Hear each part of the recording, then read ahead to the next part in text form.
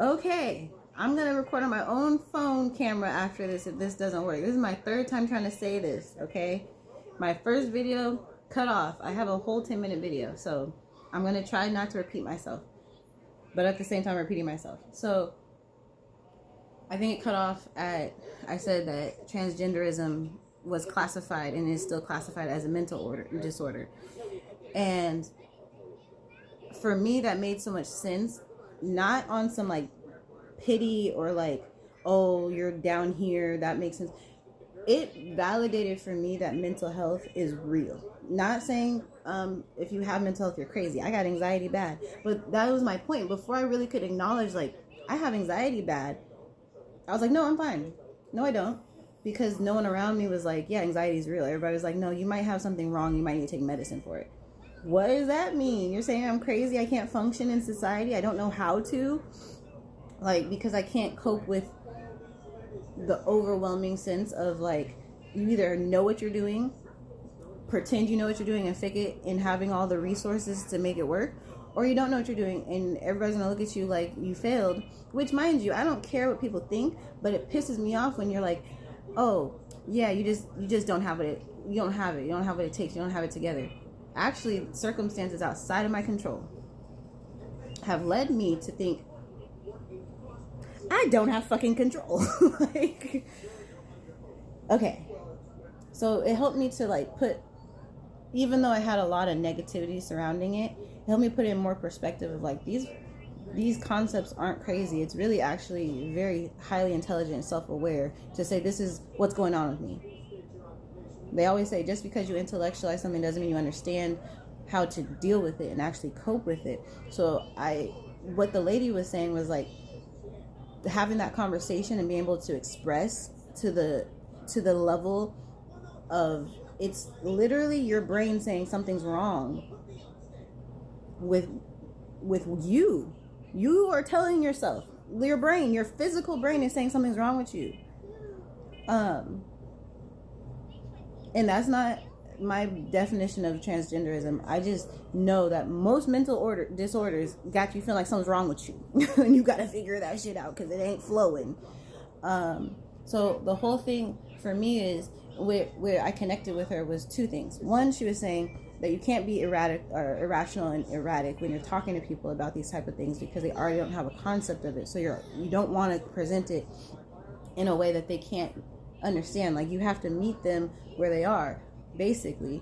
And it takes so much, and it's not a hierarchy of betterment. It's literally just understanding. It's a better understanding when you can explain yourself and who you are to someone that does not have any concept and doesn't get it. That was the first thing. The second thing that she said was, with the mental disorder, is that there's so many complications that come with it because it's literally health. It's literally mental. That you have to deal with, is whether you're taking medicines, whether you're going through just your own thoughts, whether it's you not having the words to put it to perspective. Like, they don't say don't be labeled. That doesn't make sense. I think this was another point she made. Don't sit here and say don't label me, but then label yourself. Understand that there's just more room that needs to be added to be understood. Like the anger, and this is like 2008 when, you know, the people, they always talk about the blue-haired girl, but this is before the blue-haired girl, you know what I mean? Like, this is when people were like, I think she was saying like, the thing was like, if you are this and this, if you're not this and this, then you have no right to know about this and this. Like, it's none of your business. But it's like, if people genuinely want to understand, even if they're crass and really coming from a space of like, who are you to know yourself, like that kind of shit, that's even more of an opportunity to come in a space where they have to be like, oh, I'm the one overreacting, I'm the one tripping. Because that's how I felt when I heard her. I was like, okay, so it's a motion of not knowing, but when I understand it better, it's like, oh, okay, that's completely plausible. Completely plausible. So my whole thing is, I talked to a family member about this. I was always like, I talked to a family member about this. I was like, and someone I felt like was very appropriate to have this conversation with. I was like, my thing is, because I believe in God, I try to come from love no matter what I do, and no matter what I do. And if I see somebody struggling in that way with their mental health, with their identity, with their self, literally just having that, self, because I feel like to an extent it's like super relatable. The last thing I want is like for someone to tell me, just go do this and you'll be so much better. Just go do this and you'll feel so much better, or people will treat you better.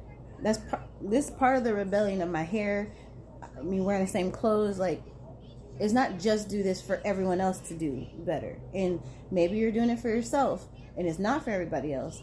But that's where the conversation comes in of like, what level of satisfaction are you getting with this finding yourself? Is it going to result? Because that's the type of foresight that true people that are truly trying to find the answers, that's the type of foresight they look for. And not everybody has it before they go through, people have impulsive thoughts all the time. But to really be able to say, okay, I know for a fact that what I need for myself is this. That is powerful.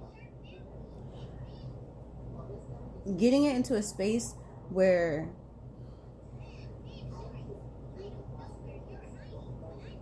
that coincides with I love myself so much, I know myself so much that this is what it is, that's powerful. But the difference is, it's really easy, and it's like manifesting versus following God.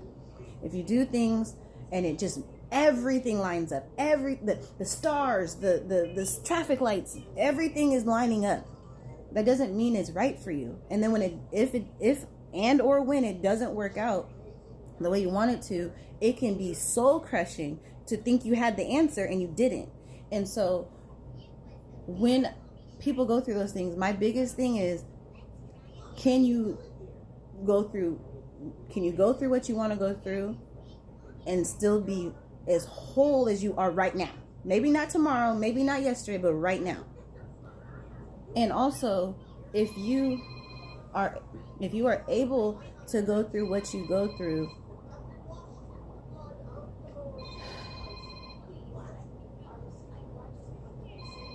do you need something external like community to feel like simply existing is enough?